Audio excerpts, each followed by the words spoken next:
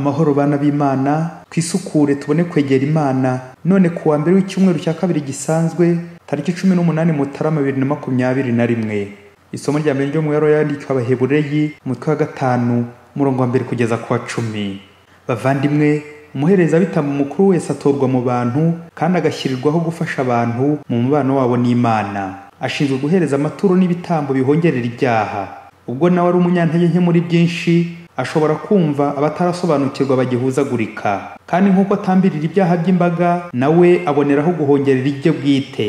Ntawiha ubwe bwite icyo cyubahiro, ahubwo gihabwa Imana ibihamagariye kimwe na Aroni. Mbese nk'uko Kristo atihaye ubwe iryo kuzo ryo kuba umuhereza bitambo mukuru, ahubwo akaba yararihawe n'uwamubwiye ati, uri umwana wanjye, ninjye wakwibyariye uyu munsi. Kimwe nuko avuga ahandi ati, uri umuhereza bitambo iteka ryose wo mu cyiciro cya Melekisedeki. Mu gihe cy'imibereho yo ku isi, niyo wasengaga atakamba mu miborogo n'amarira, abitura washoboraga kumurokora urupfu, maze arumvirwa kuko yagororokeye Imana. Nubwo yari mwana bwose, ibyo yababaye byamwigishije kumvira, maze aho amariye kuba intagereranywa, abamwumvira bose abavira mu isoko y'ubucunguru bw'iteka. Imana yamugize umuhereza bitambo mukuru wo mu cyiciro cya Melekisedeki. Iryo ni ijambo ry'Imana. Zaburi ni 110. Uri umuhereza bitambo iteka ryose, Kristo na Nyagasani. Amagambo mu Ivanjili ntagatifu Yezu Kristo uko yanditswe na Mariko umutwe wa 2 umurongo wa 18 kugeza kwa 22. Umunsi umwe abigishwa ba Yohani n'abafarizayi bari basibye kurya. Nuko baraza babaza Yezu bati, niki gituma abigishwa ba Yohani n'abafarizayi basiba kurya, naho abigishwa bawe ntibasibe? Yezu arabasubiza ati, birakwiye se ko abakwe basiba kurya umukwe akiri kumwe nabo?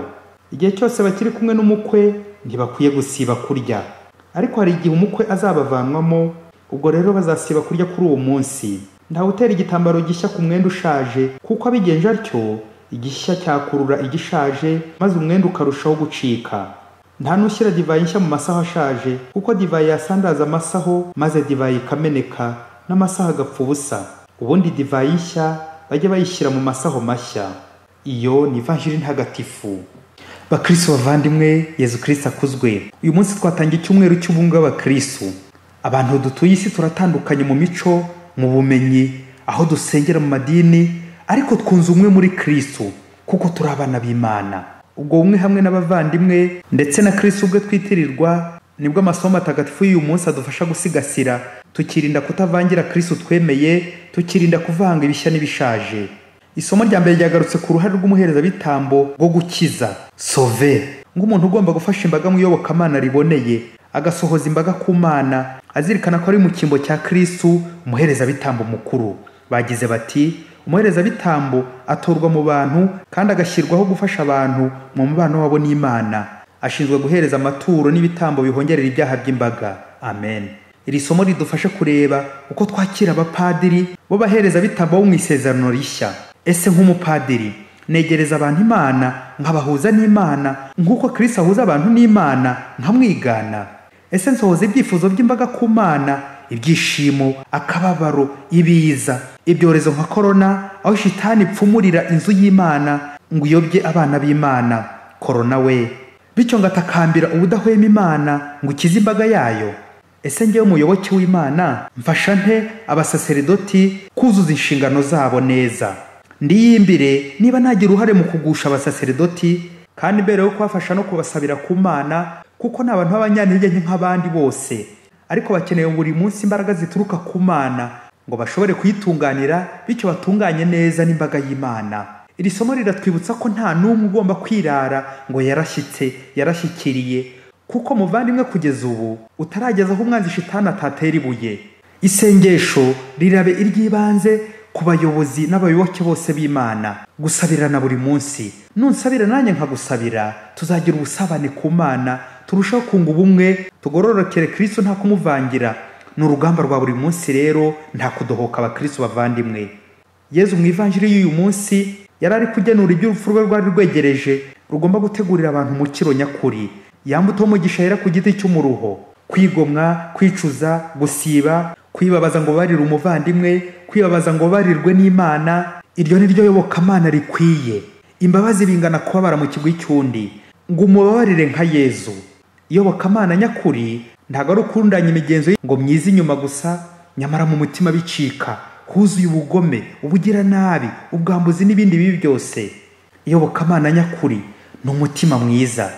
Iyi migenzo yo kugaragara neza inyuma tugasiba kurya by'inyuma gusa ngo twiyerekane, nibyo Yezu ari kubuza abafarizayi bo biha kuvanga inyigisho nshya za Yezu bakazivanga n'imigenzo yabo karande ishaje, bikarangira bapfuye ubusa, nta mbuto beze, bakaruhira ubusa.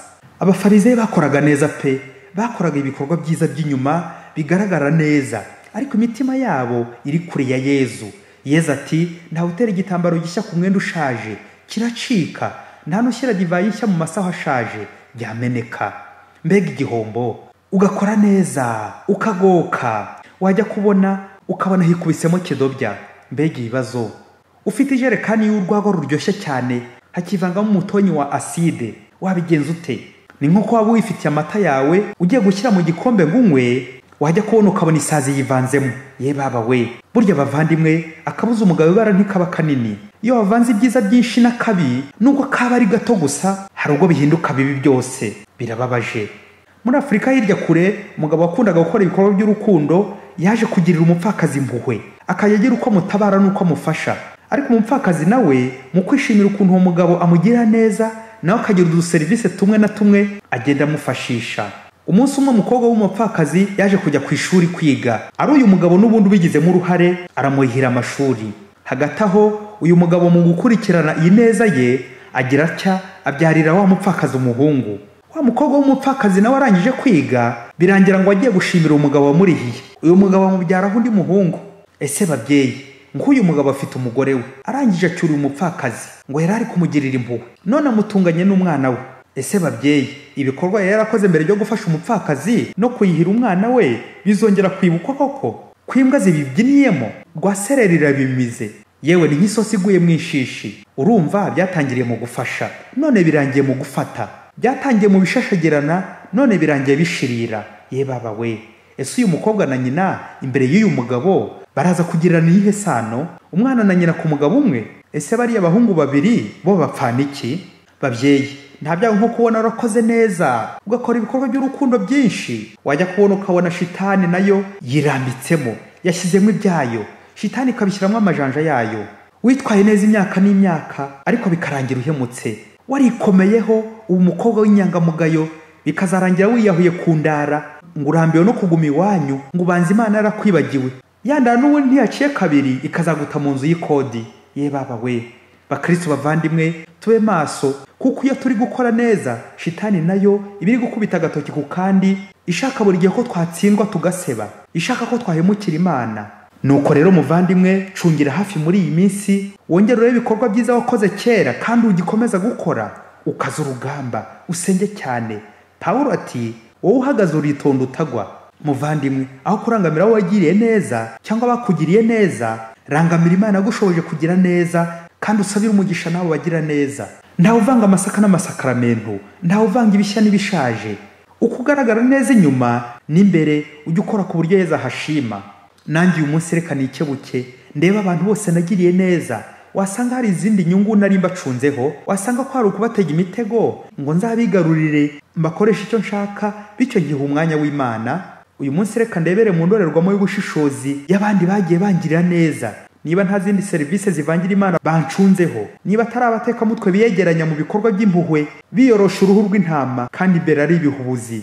Biransaba gukora cyane, biransaba ubushishozi ngo hato ntazavanga Yezu na shitani, hato ntazavanga umugisha n'umuvumo, hato ntazavanga ineza n'inabi nkaba nararuhiye ubusa. Kandi Yezu antegerejeho ngo azampe buri munsi igihembo ndetse no mu buzima bw'iteka.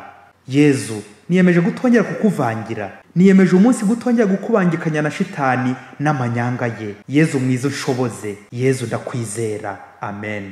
Padiri Masumbuko Ladislas wa Diocese ya Cyangugu.